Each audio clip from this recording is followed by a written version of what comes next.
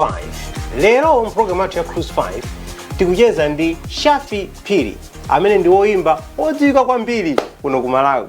Koma kungotera ambiri kuti ndendana amene koma ndikana kuti tikucheza ndi Driemo amalawi ambiri adziwa kuti mkulu wake ndi amene uja ndakula ndi program ya Cruise 5. Nthawoza mambiri. Shafi Phiri. Exactly. Ndi dzina lako. Ndi dzina langa. Kubadwa mwana uyu dzina lake ndi Shafi.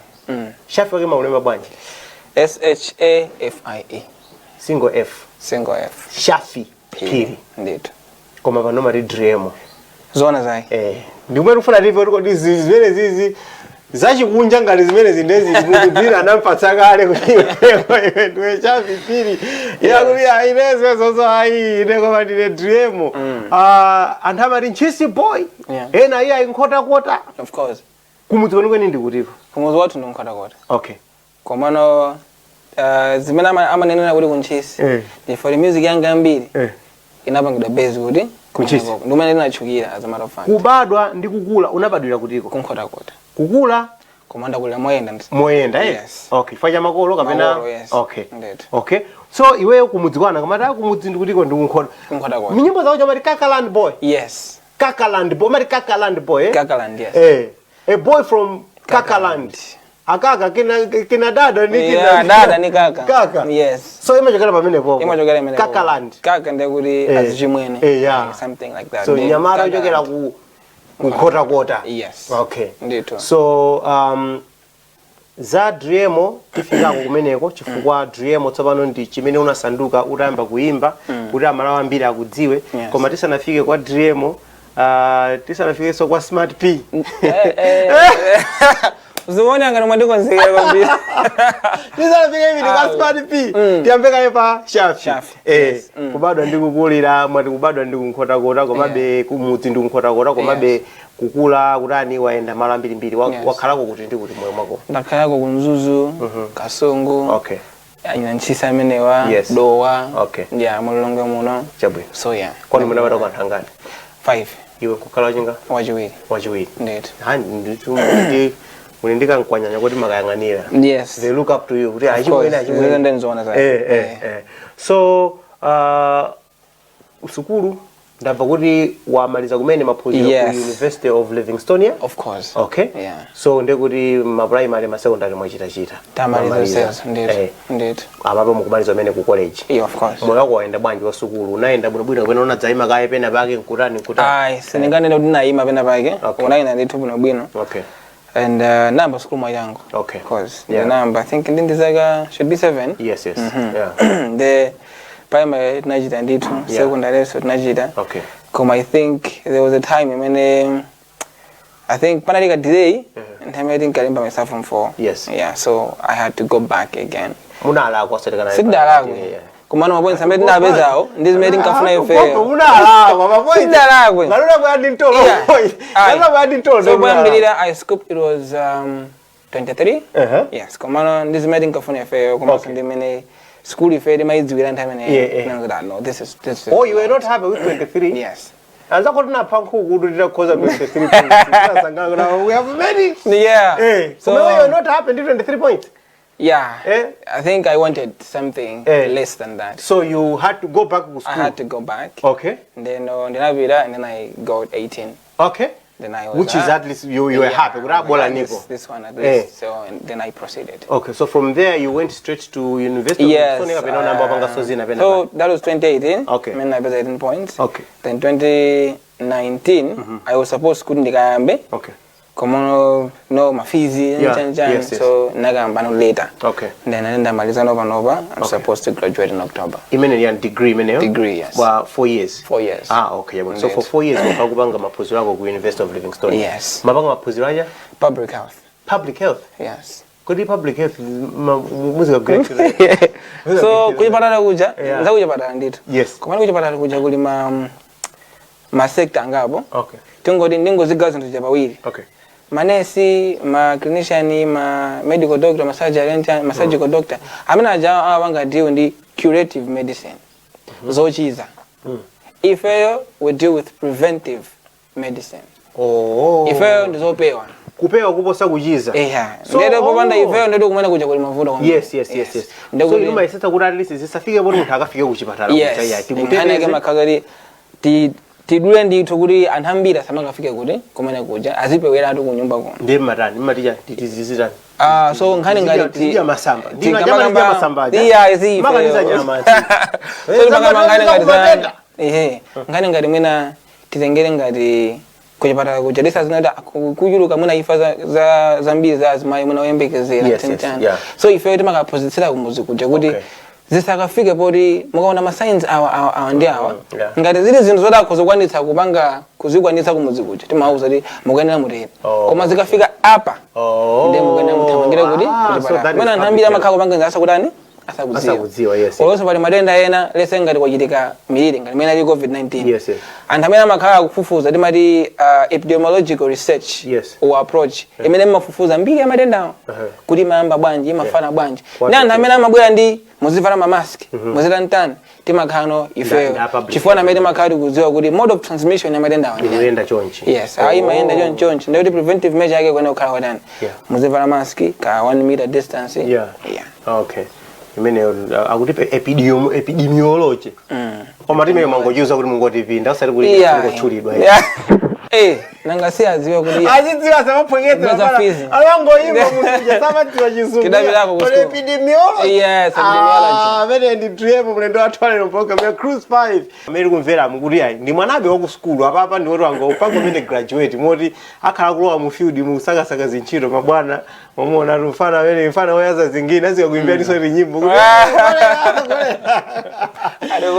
yake ndimene ndepa ndofati kumireka ile nyimbo yoyamba so ndikupempha kuti uzisankha nyimbo komano uli ndi ufulu kusankha nyimbo zako kuimba nyimbo zako zomwe apena kusankha nyimbo zina zimene ungasankhe koma ndimbe zanga zomwe uyimba pompano kondo ndibabwera magitara pamalo yes magitara ngambwi inenso kungoti bass guitar sina bwere fa ineyo lusalanga ndili ku bass guitar ndiko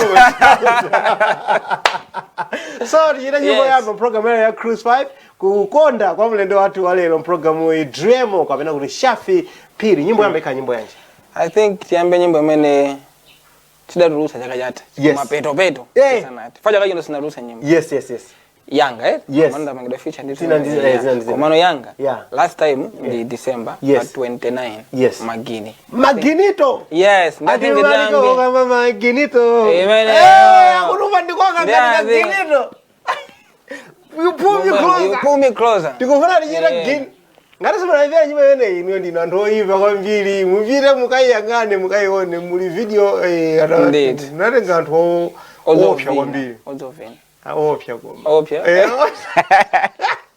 mukayionera video yake muli anthu opsa kwambiri azimayi odziwa kuvina kwambiri Magini tichita nyimbo yamba program ya Cruise 5 Magini akuti ayimba pompano imene maiti yani ripped version or acoustic version osachoti yazingwenye zambiri koma kuti mumve ulemerero umene umatuluka mu nyimbo imeneyi Magini kuimba kwa Driemo mprogram lero ya Cruise 5 You like the way that I'm jamming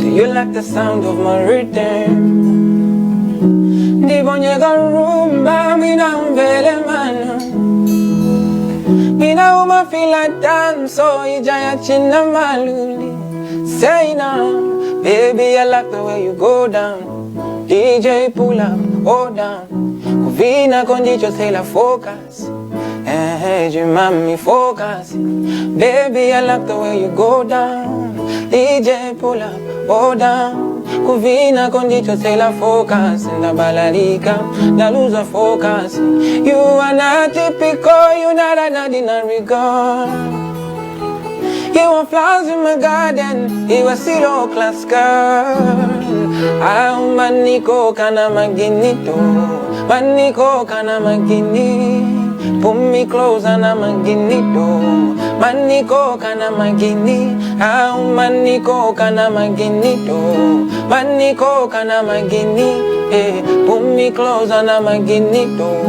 Maniko kana magini Alright Don't rush, baby calm down Hear me now Chiko Coca-Cola body siweka Fanta Yeah, me now see your body's tempting, I'm falling for it. Can you call it my desire, pakati pagulu? Yeah, baby, I like the way you go down. DJ pull up, hold down. Kuvina go need to tell a focus. Hey, you make me focusing. Baby, I like the way you go down. DJ pull up, hold down. Kuvina go need to tell a focus. In the badalika. Say, you are not typical, you're not an ordinary girl. You are flowers in my garden, you are still class girl. How maniko kana maginito, maniko kana magini. Pull me closer na maginito, maniko kana magini. Maniko kana maginito, maniko kana magini. Pull me closer na maginito, maniko kana maginito. Alright, alright, alright. Say now or forever hold your peace. Amene ndi Driemo, amene mamudziwa ife tikuti Shafi Piri ifani dzina lake nini la Vansonko, koma amene ndi Driemo, nyimbo imeneyo akuti magini kudula kwa maginito.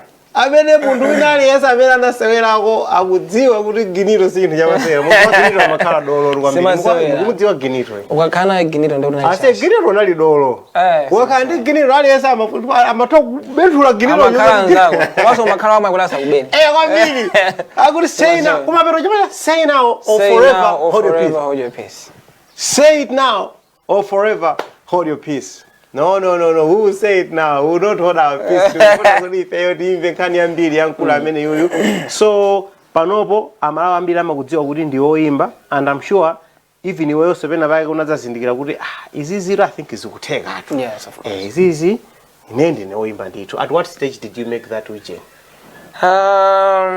Fale sama imba ndithu. Yes, ngamaenda wakambira kumunda amakhala kuimba tinyimbo. Koma sulunga ndilipa ndikala naso mu studio izizi. Kuma ndikubi awudi ine ntame ndinkalo mu studio nani sana je kazijitsa kuti that's what I want to do. Okay. Yeah. For nalo mu studio I think na Nkhani ya peer pressure. Kuna ntame nayo ndili ku secondary. That is should be Chamba Secondary School. Okay. Yeah. So enter was Chamba, that's when I went to Madis Secondary School to repeat. Yeah. So nine nzanga ntame no gamanga. So ntame kuna ntwali kwa kala visuals. Yeah. Anamagora pa stage wajamemba zinyimbo kumena kuti inali akora pa stage nimemba nyimbo za anthu ena ichoro akwera pacha basi zimba nyimbo nthawi ineyo ndili fani chabe ina pixie kula ina physics chola pizza enjani nomanga tokaimba ya lip singing nthawi ineyo. So people used to say koma lumayimba bwino say ngakalo mayimba za anthu ena koma mayimba bwino.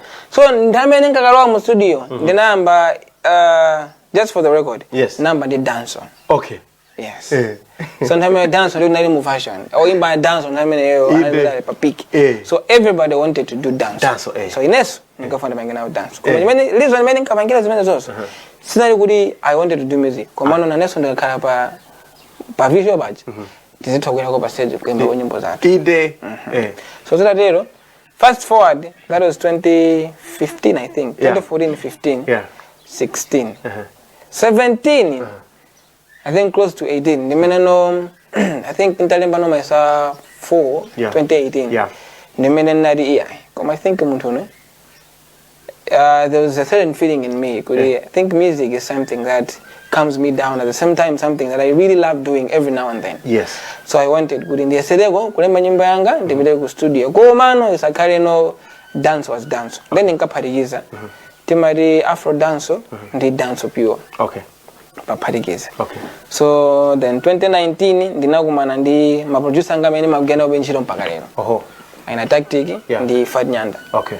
Then I started working with them. Ndame ndikagwisa ngiro mabiro banga download by internet. Inde. Omaveka purchase your tracks today. Mangwana ngalizabu no. Then ndagumana nyamala amene wanambo banga mabidi atu from scratch. Ugusa ndiri production pangono komavunga mu radio. Yeah. Choncho basi. Ndiri ndamene ndiri ba account Malawi Music for 5,000, 10,000 I think. Your bank create account.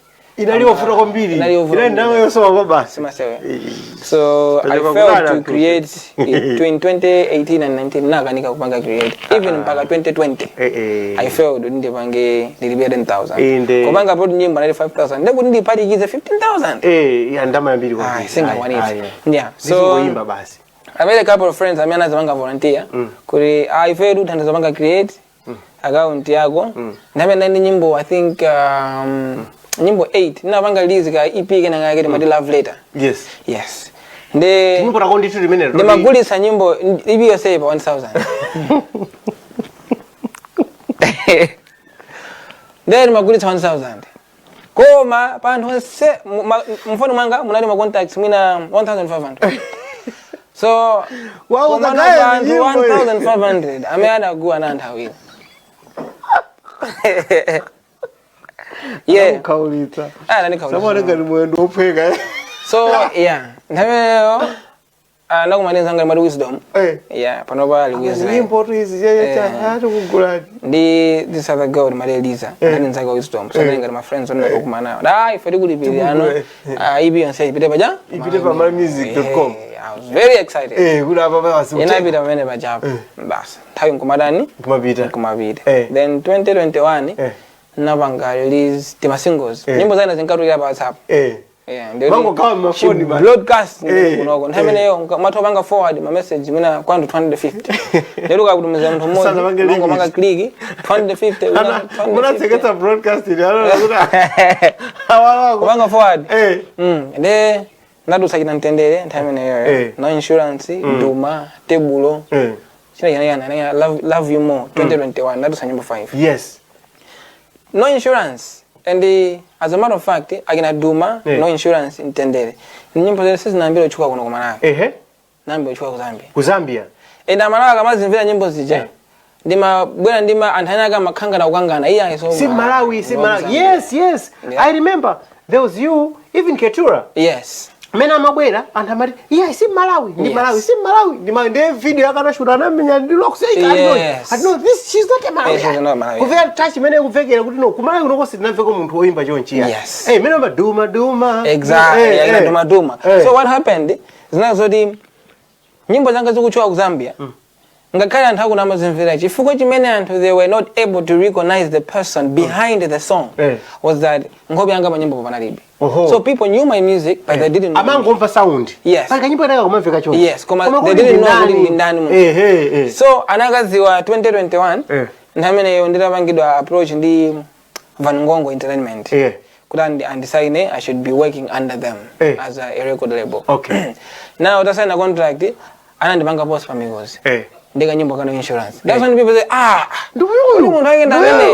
see so it started like that 2021 ndi nyimbo na insurance chifoti nkathamanga kwambiri and then anandidziwako pang'ono ndapeza ndawina award maso awards kubwera kumene I think ngoyamba so kubanga Hosma Awards ndawina best upcoming artist of the year yes 2021 mu December 2022 ndabanga release when bas wapita mu bas breakthrough wapita mu so breakthrough song yanga ndimayika ngati when yes komano kwamba china duma jana anapanga be anakwanitsa anathandiza kutsekula kho yes anathandiza kutsekula kho duma china validate insurance yes among they connected with the song yes and ndamona ngati kuti neyo still people tend to debate kuda nangobwera modzidzimutsa it's because ineyo pali upcoming artists osiyana mitundu iwiri ena chili jonse ama they are exposed to the internet no mafana ngadamu gero ine so kugero ndo kumuzi nzosiyana so unamba kutipula kale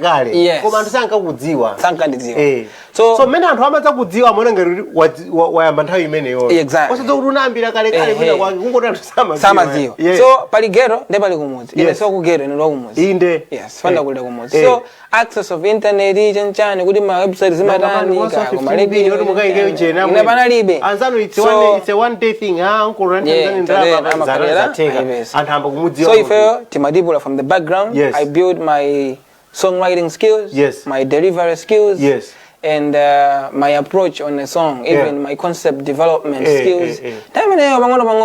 So by the time Ninka will have a spotlight, and then already somebody who is well equipped, I'm ready to go into this. Apa smart P alipatipo. Before no room that Driemo munizuika pana. How you say Ninka banga yogodi ajina ntendere ajina chanchani and then this smart P. This Yan is smart P. Another yeah. Oh, smart P. As in P, as in sharp P. Since Kabanga sense of nickname.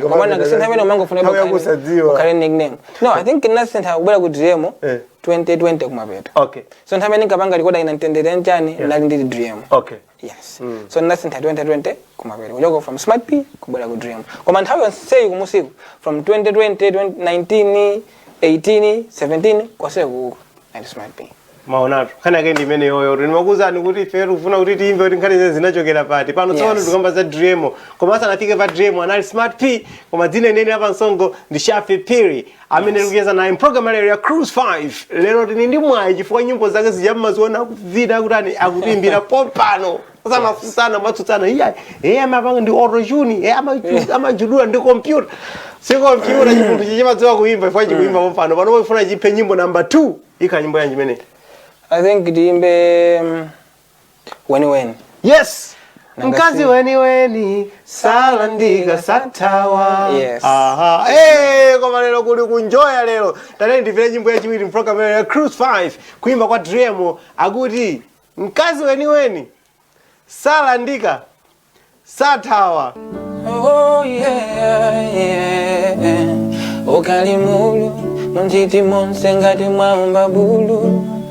Lima kunyoza ndigulu alila banji muntu wankulukulu unkadalila you never knew she could live like that unkakaika you never knew he could live like that komantema ukatusweke umayangana palizenje kutibola mwina ndizagwele nizavumeleza ndimeze ndakai sana kulande pachiyambi she didn't belong to you sana kulande pachiyambi he didn't belong to you watimamuna weni salandika satawa watimkazi weni salandika satawa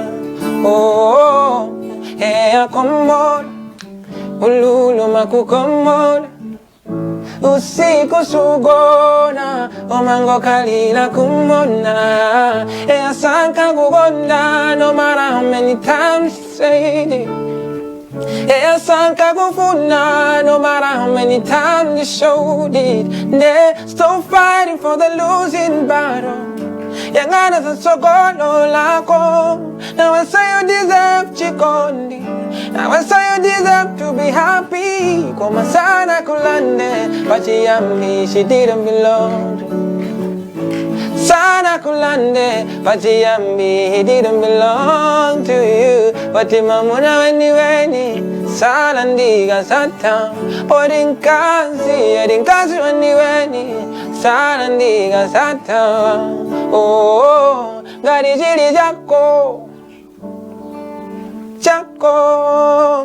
Gari jili janga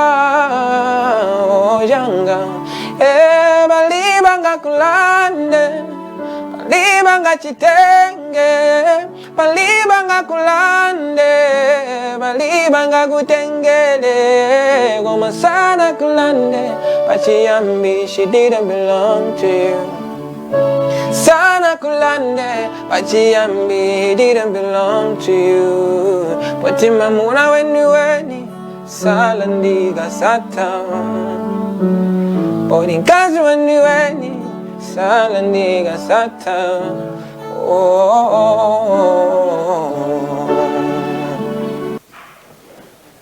Driemo ndi chani? Dreaming in every moment. Cha? Dreaming in every moment. Kundi sentence nkhani ija? It's an acronym, yes. Dreaming in every moment. Yes. Mwana ngandikena kake kachitukena kake.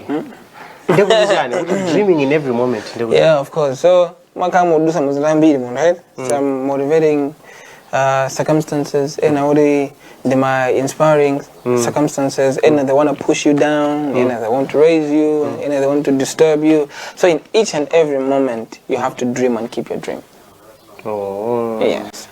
Never lose your dream. Exactly. Chintu chimene wachifuna chimene wayika mtima. You have to focus on that. Kukera pansi kazitani koma iweyo keep dreaming in every moment. Exactly. Driemo. Exactly. Koma kama veka bwino. Head. Osati smart people. Zimaveka mwachi bwana nchifake tinasi. Artists akaka people can relate. Hamati dzina ruli ndi mphamvu mphamvu. Pali maina yake munthu ena yake muna sungachuke. Dzinalo anakamalimva likulemera nkamwa. So apapo of course you're still young. Komano nkhani ya kuimba kuno ku Malawi makolo ena samakonda kupanga approve kuti nawo azichita zoimba. Kani makolo okubereka kani makolo amene akukulera koma ena ake amaona kuti zoimba imbazi amaziyang'ana ndikadiso kena kake. Yes. Ndi mwina kukhala kuti wakula ufika stage ina yake amati muleke ina amene azipanga zake koma amene uliwe munthu olibe umayesera zomaimbazo ngwira ku skulu kutani mwina makolo amene apake kupakhala maganizo kuti iwe izizi uyambiwa panga kaye sukulu amakunyengerera choncho amadziwa kuti uyu siliza mulola akadzamaliza sukulu siliza mulola apapo pange kaye sukulu ndiye ukamaliza ndiye uzidzapanga izizi koma iweyo tikuona kuti haso yako inambira patali and zioneka kuti ndithu panali ka space kamene amatha kukulola kuti uzikapanga zinthu ngazimene zizi. How was it like? I wouldn't say panali space imene anandilolabo kuti nzipanga zimene. When I was saying my mom as my I was, lenient when it comes to kids. I'm a kandika jisoni. Yeah, but my dad was very strict. Sama vomera. Oh, all over ngono. So takalipidwabo chani. Very good. Yeah, so zima kazona kuti I understood them in the moment. Kuti magolo watu maga amakandi mantha kuti anhambire oyimba amakhala like music is associated with bad habits. Yes. Smoking, drinking, my immorality behaviors, so ankaobabe kuti mwana ngati neyo muna zinthuzi ndika ena kamba kunditamba umatantantana I will lose focus from my education nkamba mwana wabanga zama baby. Olo tikapeza kupena kandama pang'ono kazina zake tamba umamo kwamba kusura zinongati zilizo zimene zonse. So anandimantha kuti they would lose their child to the world. Did they lose their child to the world? They didn't. Not even a bit. Umangomako zaka zizokhazi koma zamo wandiza zonsezo sindipanga maso kwa Yehova. Iwe nangona kuti okay nene sakhumulise zomamo wazani koma ndizingopanga. Iyayi tikuti zaka zizokhazi. Mungusemphetsa makolo asamadziwe ya. Iyayi ineyo akazi ayi mowa ayi foja ayi chimene makonda kwa ineyo ndiri ndalama fa umafunika ndalama kuti ita survive. Tipange chonchi. I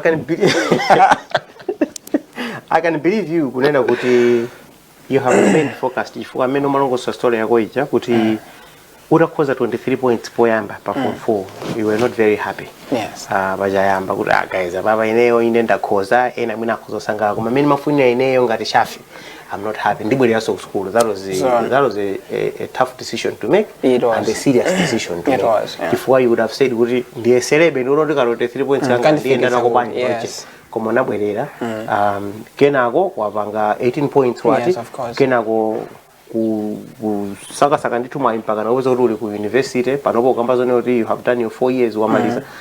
I'm sure makolo ajapena pakebe amasangalala kuti afana sikuti namuruza. Yes, and pamene ndimuona ngati kuti anafika povomereza. It was should be when music started paying. Yes. I told them kuti I think in the second year Jagumabere. Yes. That should be I think second year Jagumabere. Yeah. Then I was kuti musiya kundibya school fees. I remember that time fees not about 650,000. Yes. Per semester. And they would my accommodation in Johnny, my head 900 something. Yeah. So now was a goodie.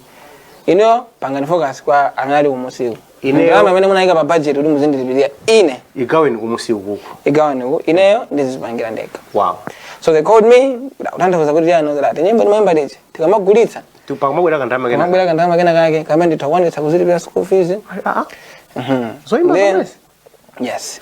So pana ngati ka meeting ngati ndakhazikisidwa basi mai apa ndala apa ngene kunduza yedu kuzo babwera ndalama koma ndalama zimabwera ndi so my dad is a very wise man. Okay. I would say so. Okay. He's a very wise man when it comes to reasoning and I would say environmental examination kuona kuti amene ulipo for chili chose mene mabanga moyo munomo, it's because of influence. So you have to choose your influence. Yes. Whether we like it or not, or kuchai chimene mavita kayandi mene mabanga kajedwe kaendedwe kayankhulidwe, it's because somebody influenced us to be that way. So what my dad always said was that choose the best influence. Okay. In fact, or even there's this other book I like reading, by the way. Okay. For the 8 Laws of Power, there's about Amadi, surround yourself with the best people and avoid the unlucky people. Avoid the unlucky people. It's because when you associate yourself with the unlucky people, it's very likely you become unlucky as well. Yeah. That's how it is. So the matter. When it comes to association, it means they are deeply in you to the extent that they can influence your decision making. Okay.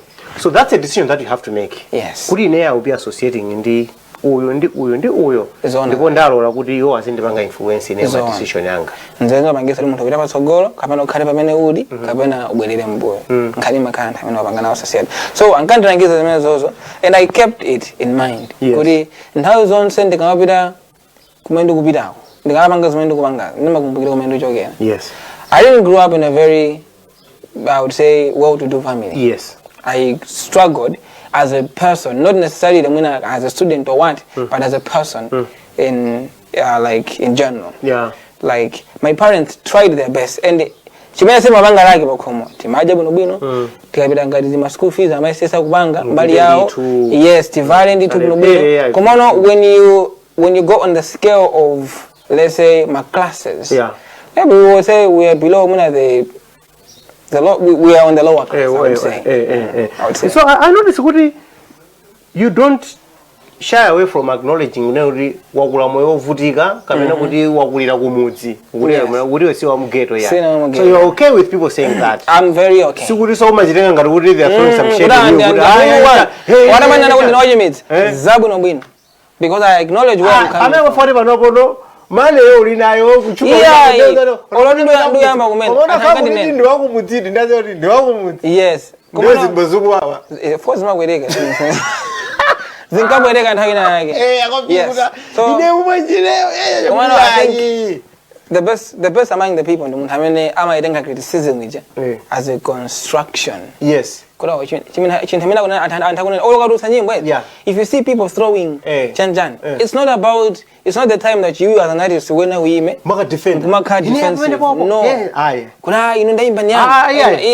Sit down. You see? Because I heard this other quote, Mr. Bean, he was quoting Charlie Chaplin.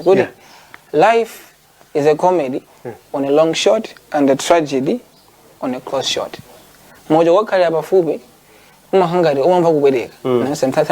you are very close to that and you have your emotions attached to it. But if you move at a distance, you go on and step back, I think it's not dead. So muna production muna your choice of words, you didn't write it well. So it's just you to go back to the drawing board and go on how can you do better.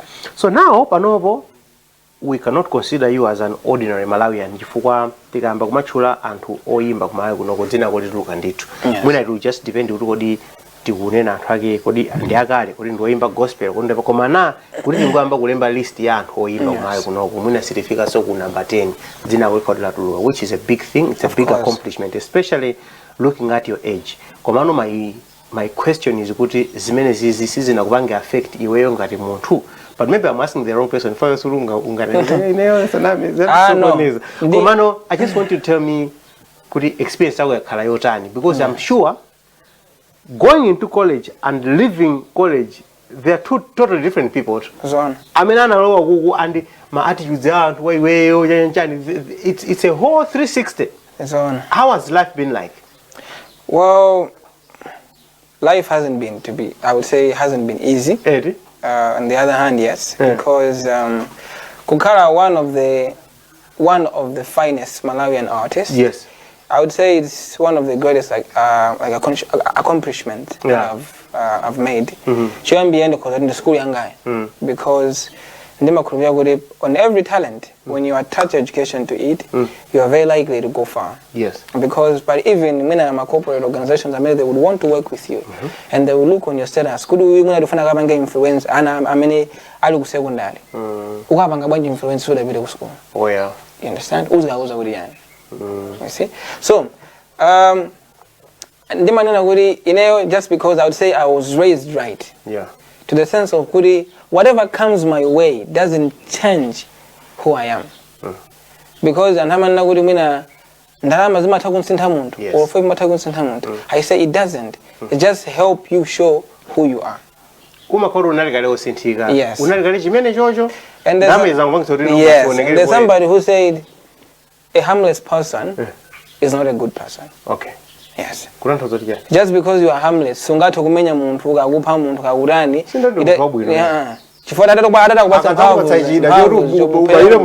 can do that. So a good person is a person who has the power to be greedy, who has the power to corrupt, who has the power to oppress, and he chose to say no. That's a good person. So I would say I was raised in that particular sense, so the fame doesn't change who I am. Fame doesn't influence my decision making. Hasn't made me forget the people that was there for me when I was a nobody. Those people are still my friends till now. Out of 1,500 people. Exactly. And if they call at any time of the day, you stop whatever you're doing. I pick the call. And I'm no longer the Driemo in the Shafi. Yeah. You see? So, school yes, and so it was the other way around. I had a lot of enemies and friends. Oh, yes. Oh, yeah.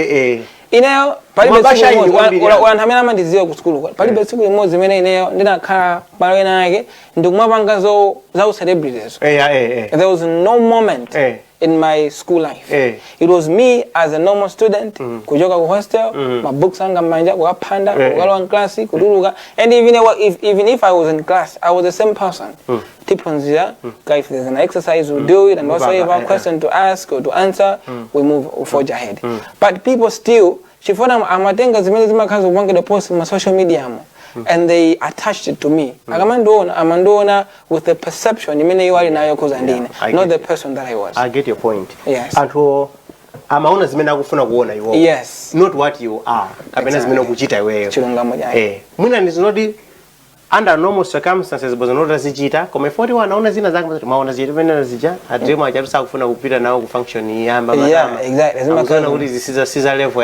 Yeah. So and how when I'm comments muja, come out in that position more but school 1,500.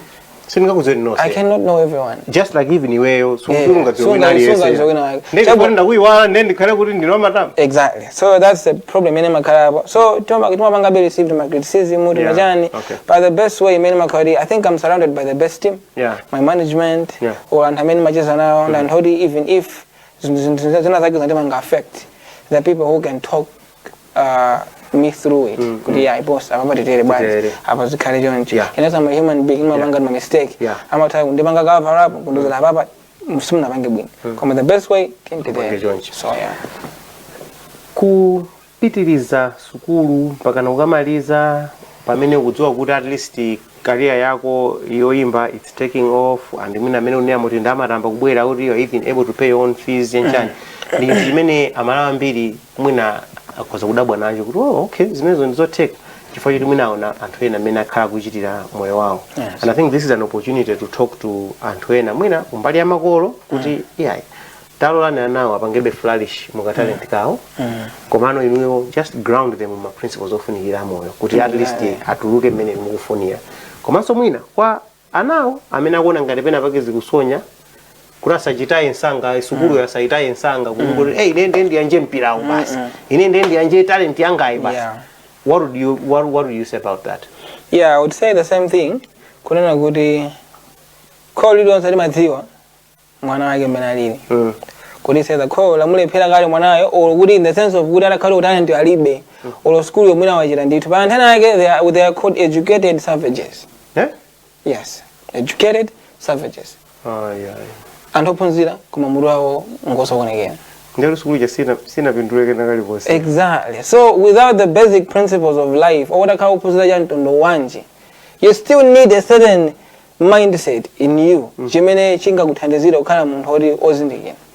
Pa phunzira kuja kwambiri kuzowa kandi PhD kukhala munthu oti mura kusogera. Iwo zingodziwa kubachekeseni timanga. Exactly. Koma when it comes to computer zofunikira moyo, omuzati ndi wambuli ndithu. Uzabuzati munthu ndophunzira koma you see kuti ndi moyo wake sizukuoneka bwino kuti akupanga yani. Like even his family life, because I mean you only know a man when you go to his house. You know a man when you go to his house. Ndekumusazabwere kwathu ya. Zomafufuzana kuti tuone kuti wadavene mama. So antamela kuzungulia, how do you treat them? Umacheza nayo banje. Wakuma ndi munthu who is below your class. Umacheza nayo banje. How do you interact with them? Ena kuti agwire janza kumakhala iyayi. Tingo mathana kunda yonke kapena kuti ngova tingoulutsa basi. Olola chanchan. Mungandidetsa mathu. So that's when you know kuti nguiwala kumene mutani muyogera. So you just imagine munthu amene wapanga zimene jazi. So magolo need to see kuti mwana wangai ndotani. So komanso you have to muzionetsetsa kuti akupanga balance. Akapanga talent yake ija first mumuike pa trial phase kuti okay tamapanga zako tamapanga so school then muzikaona grades zake kuna kubwera bwanje. Ngane there was a time when I was called to the head of department office just to appreciate me kuti I'm doing better in my courses also. Yes. And this so music yanga kuchita bwino ankandoza ndithu sizophweka zimene kupangazo koma you're really doing fine. Exactly. So your school never suffered? Never suffered. The popularity yako kapena talent yako? Never. It never suffered. Komabe your body took a toll. Fande you had to split your time. Exactly. And the best way the good thing was my management could understand. So I say amanimbira ka iPhone. Pali mageza nake akufuna show. Dedera kudala tanga nakaye kale ndawe usuku kurubangi ndikazati iya ndimayenso kamene maklasa kuthina amaitha kuikana show ichi ndeni maloli atizikama maluzi inde komano school zira amalu mani mama so orumo kuya kwambiri kuti amwerepo za ndikupanga tension vene pake pano. Exactly. Komano still timafunika be kuti tifati maziwa kuti nthawi ilipo za music tizapanga izizi koma school iyi tipangiretu pano tipangiretu akutero amene ndi Driemo Shafi Piri Smart P kale kadafa kale ka Smart P pano ndi wakatida kamene kandiseketsa kwa basi abantu fani nyimbo number 3 mprogramu ya Cruise 5 akuimba nyimbo zake zomwe. These are the version tinadaketa acoustic basi tapepe kuti niyo mukhale muzimvetsera twai nyimbo zokoma kwambiri mprogramu lero ya Cruise 5. Nyimbo number 3 ka nyimbo yanji ikhale 100. Emwe analenga iwe sana lakwe amati chani? Adayika zonse pa 100. 100. Exactly. 100. Mati 100 bwana ba. 100. Yes. 100 pa 100. 100 pa 100. Which equalizes the English word. 100. 100 pa 100. Mene manenera. Ndi momwe nakoza 100 pa 100. Basi. Ye mwana lekewe sana lakuita chile chose anachika maluma ake kamphuno bwino kayo. Ka size kabwino osati kuti akukhanga 100. Program ya Cruise 5. Yeah, sena yemwe yakalenga iwe sada ponya daiga zonse ba 100 yemwe yakalenga iwe sada bala daiga zonse ba 100 inde amajedera kumbali koma mutima maziwa ndiwe buleti zimawa pweteka koma sanganene amasekela kumbali koma mutima maziwa ndiwe shasha zimawa wawa be koma sanganene nde usawambele usawamvele usawamvele usawamvele podi yemwe adalenga mwezi adalenga iwe nesanga ponye sanga pali ambuye sala kuita beta beta tamvela deka deka sanga kuduse sanga kupose zaonza bweka bweka alibe confidence amafuna nonse mupale sizi kuvuta uzingolila ati nonse mufanane alibe confidence amafuna nonse mupale sizi kuvuta uzingolila ati nonse mufanane usawamvele usawamvele usawamvele usawamvele usawamvele usawamvele podi yemwe adalenga mwezi nesanga ponye sanga pali ambuye sala kuita usawamvele usawamvele usawamvele usawamvele usawamvele usawamvele podi yemwe adalenga mwezi nesanga ponye sanga pali ambuye sala kuita ambuye sala kuita ambuye sala kuita. Driemo kulinje ku Zambia. Simu kumadula ko phazi tu ya. Yeah, sikulingira yetu ndo. Simu kudula ko phazi yayi. Wapita ku Zambia? Basi. Wapita ku Zambia? What's in Zambia? I think Zambia is my next home, I would say. Next home? My second home. Your second home? Yes. How? Okay. Makumbukenda ku Zambia baje kuti nyimbo zanga zinamba kumveka ku Zambia. Oh yeah. Yes. Kuli zinakaba zingabanye ku Zambia yako? I don't know. Wina wakana ngozivunga kumene koko. Yeah, sasa mwina anazipeza kandi pa internet mwina o China ndana ngasi failed kadu samasa moja na majira pa business maponya ma website tao chanchan ndimuna atipeza murimo mene mom. So I think it's now asangaratsa. But then Sigudai was that big in Zambia. Yes. So pangono whenever I release a song zimagabezeka begudi some of the Zambians were vibing to the songs. Yeah. Yes. So I think now irabwerano themzaliwa album. Yeah. Ndimene tidazapita ku Zambia ako ndukapanga media tour. Tima interview timachane. So that helped me. Kuli mzaliwa muli nyimbo ziti ndiziti. Muli ayina lele amenewa. Yes. Lele alimunzaliwa. Ayina loyalty. Ayina out of my league. Ayina topa. Oh yeah. So that's nzaliwa. Yes. So I featured Mama Mwanga, I think when I made Nabanga feature with Malawi in the Scare Fire. Yes. The rest were Zambians. The one artist from Zimbabwe. Yeah. Not you all. Okay. So, I do Sankada, Zambian. So, yeah, the agenda was good. Yeah. The goal is not to end here in Malawi. Okay. We have to take Malawian talent and sell it to the world. So, what was the experience kupita kumene kuchako, working with Zambians and collaborating with them? They are very friendly people, welcoming people, and humble people, as a matter of fact. In the sense of Kuri, Madis on Samena Kumana now, Kujeza now, there was nobody who made me feel less. Oh. Yes. The Kumakaya Guri, my conversation, Amanda, we know we worked even on projects and then 20 and Rugi, still we're still planning Kuri Tabangali more than. So, and the Chimena Kazikisanga de Mazugeni and Gudamun, who I think Zambia Unogo is even doing better. The Tabangalis Nyamba follow it. Yes. So, follow was a hit in Zambia and a hit in Malawi. Yes. And it's not easy, I repeat, not easy. To make a hit in two countries. So I really thank God for that and the support that Malawians and even Zambians gave me for that particular song.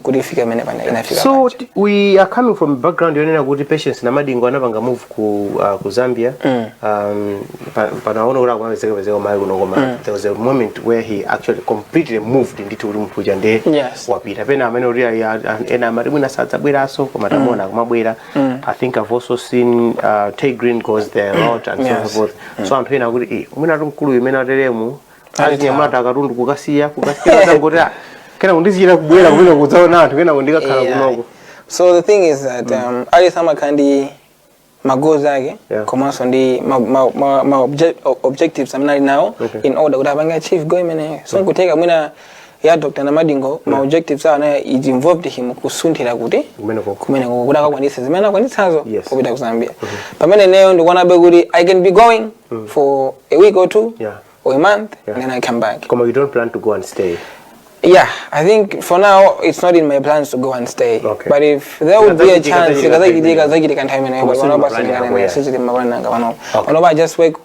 just want to work with them because in the sense of Pudi, I can even get more shows. Yeah. Even to Zambia, so kumene. I think then Mpamene ungatoka na udoka karabati kabena ukajiza ndani zikarabanje. Malawi is my home, so there might be a chance for more opportunities. When I was a big opportunity that involves me staying there. Opportunity you are in Marina basically. For an American Galamu 2 million. Aye, Susan. Akomatamana is Minnesota. And how many Zambi? I'm in Zambi. Come in Zambi, seen as if it's been a vago. And how many Zambi is seen as if you come in the zone of good Zambia. Kumene kulala mwathu kuti mbale wathu ndithu amangopita kuimba kuma nawo kuimba kambokhala 30% yazimene amachita 70% akukhala busy ndizinazo pamene manabwera nkhani ala mwanu ndi nthawi imene roots album yanzaliwa. So there was a song out of my league. She's out of my league. Yes. Out of my league. So munthu amene ankaona nayo zina yake ndi timati Chichi Daisy. She's a radio presenter and she's a social media influencer. Yes. So for us to get a bit of traction, so we wanted to get on the air, and then in that particular sense. So she sent a video, you band a soundtrack, as to the channel. So if we took the video, we got a soundtrack out of my rig, no bank post. And this was Zambia. We had an interview in the air and some other presenters, and after that we took a picture. So it's many so no. Zimene nangasema mikozi bajabolemba asakalero amene kulumu silikanga rifuso zikaruka amene bajabo fuso imankalori ndi statement yes so zinabwera ngati rifuso zimene andalibe nazo nchira. So I think zare nimene anthambiyana khandika idea kachakoti yayi ndekuti kuli mulamu wati but no. So we should be looking forward to more collabs coming up in Zambia. Any other countries that are on the regions? Yeah, I've worked also with some Zimbabwean artists again. And also I'm planning to work with some of the South African artists and even Tanzanian artists. Right now the goal is to try to sell the Malawian music. Then but why the Tinyimborori, Oyimba Hagunte, Namuna City Panfega. You'll be like, even the Coca-Cola company, the first year of selling, and I could support all the so kugulitsa pangono it doesn't mean kuti malonda go ngosa bwino koma mwina ndisana kudziwa. And so they make billions so passive of dollars. There was a time where someone so panoba we are working on that. Muna nyimbo zote ziziswaya koma there will be a time when they will have no choice but to accept. Let's get back to Malawi. What's your assessment of nyimbo music kuendera kumayo kuno panopo? Ndikuona be kuti I think pakati apa patuluka ka crop kena kake mafana inuyo pusha ngini modabwitsa kwambiri. Iwe ngati munthu woti mwina uli nkati mwaka mvuluvulu amene zinthu kuzona bwanji? Ngati tikukula I wouldn't say kukula such komano tikusintha.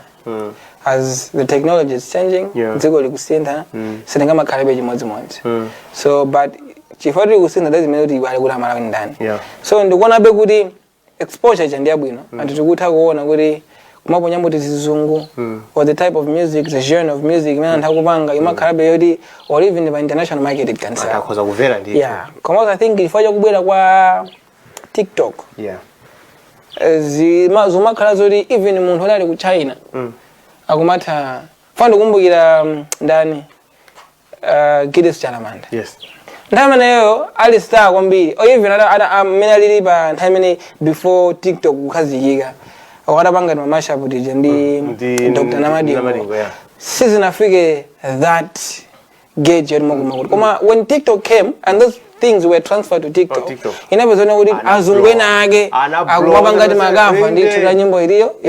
So you know there's a power of social media that comes with it in the sense of kuti mundu olomwena nyimbo yako is not that giving koma kuivunga pa TikTok imapezeka bodi indict my exposure tinataki so pano wana ngati with the coming of social media, the internet, exposure anthu komanso kuphunzira ndi zinthu ziwiri zitatu zomathandiza kuti atisi music industry yathu zipita chitsogolo. So pano iniyo zachikondi bwanji kwenika nyimbo zako zambiri zimakhala zachikondi and apapa pamene tikuona kuti ndimfana atu munthu ora umezo amene jikolepo pano ife timona ngati zimene amaimba zoti wadutsamo kale ngoma iniyo simuna kumane nawo mavuto ammoyo apa size yathu azazalo kumana tinakumana bona kama nyimbo zako zimakhala ndi uthenga olamitsa kwambiri. Yes. So the reason when I'm nyimbo zachikondi it's because all in all ngakhale munthu anapanga act ndi gangster or what kena anthu amene mano amatukwana mwina zachikondi or amene amati imena scam imena dogs or what imakhala speaking from a perspective of being hurt mwina nasoda kuntima ndi amuona ngati kuti ndimera maganizira ati chinamuluma chakuda. Yes. Even amuna yena amati akaza manga kufuna kujira ndalama ndikuti yeye mwina nakuma ndi munthu yake amene anamusosola zake zonse. Yes. But in general even Yehova molenga adamulenga munthu wamuna ankati iyayi komano timulengera omutani omuchengetera omuthandizira omuthangatira. So that simply means there was something special that God saw kuti ababa timange chonje. So inaende kama nyimbo zachikondi I look at that perspective kuti we all need, it's a need. Everybody needs to be loved. Unaliense ka amuna ka wankazi, everybody needs to be loved. So nimangana pamene popo. Komanso another thing that I see is nothing sells more than love songs. Yes. And sizimatengera kuti ukunena zabwino zachikondi kapena zoyipa. Yes. Ukayamba za heartbreak ndi vabali gulu mamiliyoni anthu amene ali mu heartbreak. Ukayamba za ukwati. Yes, and how za ukwati ndi gulu mamiliyoni anthu amene akukwatirana. Ukayamba so zaka za China zoyamikira nkazi na ambiri amene amafana amikira zika zawo. So everything that involves love in it sells more than any other music that I know. Kutsogolo kukulinji ukudziona kufika patipo because now uli ndi maphunziro amene wachita za public health which is a whole life on its own. Komanso kuku you are a budding you're almost an accomplished artist tsopano kuti umayimba ndithu ndi wokhazikika ulowera kutiko pamene. We could do both. Yes, it's very possible. If I manage to do school and ndizosiyana si. Okay. Kuikhala ntchito kahle. Yes, that's what I'm saying. Okay, so this is what happens. Of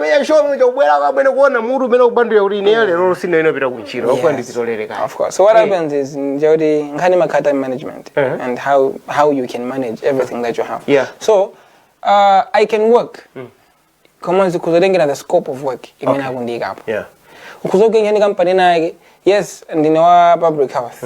Muna andidenga for that reasons. Koma mkatika adimwanchiro moja makara kusinta my responsibilities mena how kubasa my duties. Kuda chabu na tapita nkono marketing. It would even do them better. If I was in that particular scope. Because I have a couple of marketing skills. Marketing agendas. As a musician, I know how to market my music. So I know how to influence people to get to listen to my music. So the same thing I can influence other people, maybe to buy a product. You see, I can influence other people maybe to get involved in a certain behavior change or whatever and everything. So many things that I can do. But it just depends on the scope of work because of joy ram. Si interview to remember unapanga convince. No, komanso intujina jimene onenga video njonena kuti. Kulemba mundu unfanda ulembe linchiro ntemu. Mungu fandi mundu bange transfer. Ande bange transfer ndibwere komweko. So Nkhani nema kaona zeri komanso kumene kugira nchiro. Akulipira motani. Yes. Fa kulipa kuti they are paying you peanuts. Ndi ngomogwisa nchiro. Fa ndikapita kwa ndi I'm not just only Shafi. Ndi khalasa Driemo. Yes. So nkuteka anthu ngati mwina ndogwengero chipatala. Iti chipatala ichi cha private I think tikamuone kusondanisa. Driemo. So they might be having customers simply because I am you're working there. Which is a benefit for them. But what is that benefiting me? You understand? So I have ndirole kundizipanga zimene zimandipangitsa kukhala Driemoyo. Muzindipatsa mpata ndizikapanga zimenezo. Chiro anu ndigwira. Komano it has also to come with a certain type or certain amount of payment. I think it's worth it. So kuzono ndizotheka. Of course you are yet to get into it. Yeah. I think after 5 years ndidzakumane so kuti Zilipa. bazona bwanji zithu zose say aya. Chiro ndaita pasa kwenda manga zoyimba zibazi. Amene Driemo program ya Cruise 5 Shafi Piri. Tikucheza komanso tikuvera komanso yeye akuyimba. Amene simunapesa kuma kuti ndimbe nawo nyimbo. Yeah, muimba. Ndimba? Nthawi yanu ilipo. Akutero ndiyanga. Akuti nthawi ine ndoni yashaina yeye koma yeye anashaina kale simuzorafuna so kushaina jani ababa yanashaina kale. Nyimbo number 4 ikha nyimbo yaji. Taimba magini. Taimba magini, ginito. Weni. Handere. I think I want to be trailer.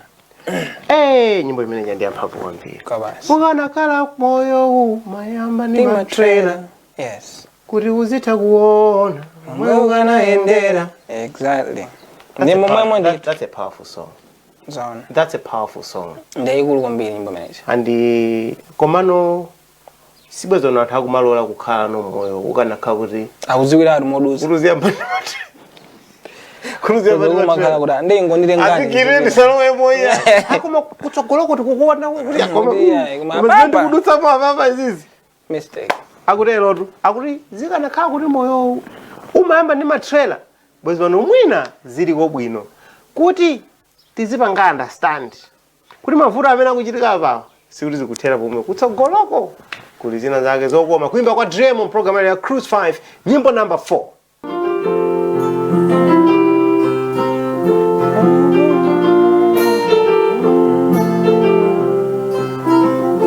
Mina wake moyo anayamba ndi matrailer.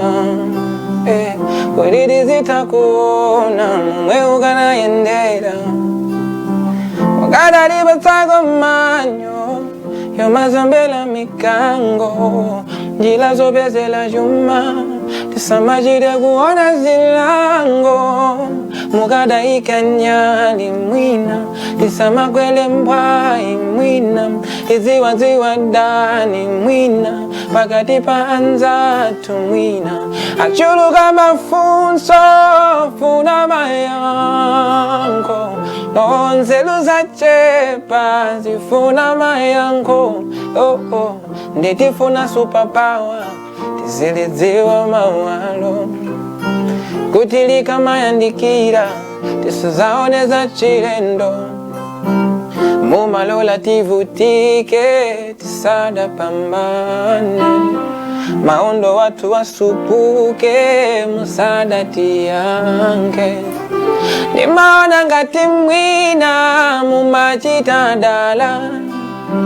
kuti ngati sindivutika singachita understando chifuniro chanu chichitike matendele mavuto tiyamike inu ninu nokha mutamandike nkhawa zanga zonse mutasenze ndinu achuluka mafunso funa mayankho onzelu zachepa zifuna mayankho nditifuna superpower tizilidziwe mawalo kutilika mayandikira tisazaone za chilendo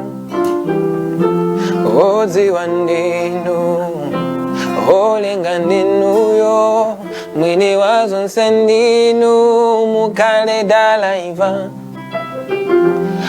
odziwa ndinu olenga ndinuyo mwini wazonse ndinu mukale dalaiva wa moyo wanga funa mayango onzelu zachepa zifuna mayango nditifuna superpower tisilidziwa mawalo kuti kama yandikira tisazaone za chilendo chuluka mafunso funa mayango onzelu zachepa zifuna mayango nditifuna superpower tizilidziwa mawalo kutilika mayandikira tisazaone za chilendo say now.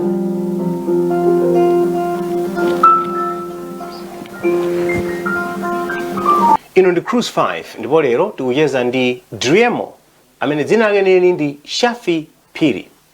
Komanso pena mudzamva kuti magician. Yes. Ndizi yani zimene. Sitinangobwera dzina. Ndiwe magician? Yes, koma osati amene mukudziwa ine. Sing'anga. Dai sing'anga. Wamatsenga. Wazitsama. Yeah, tokhala matsenga. Ndeza kunchisizo za kunkhotakota zamangoti koma. Zongo pharikiza. So how the magician came into existence is that a lot of people were more like surprised or more than impressed with how I could compose nyimbo mu studio momo ndikulemba mu studio momo in a very short period of time. You are able to do that? Very much. Kungolowa mu studio muja nyimbo yona libe mmutumo. Munalibemo. Mwana ndapita kuso zinthu zina. Kuda tate ndimenyekena kake. But nyimbo I would say nyimbo ya weniweni ndinalembera mu studio. Mkazi weniweni imene ja?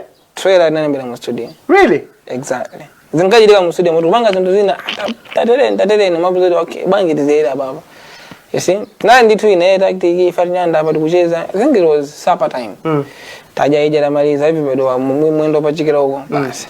Ndio madara nyanda nali basi pakizi masewera. Ndio kana ikameo dekage somehow like that.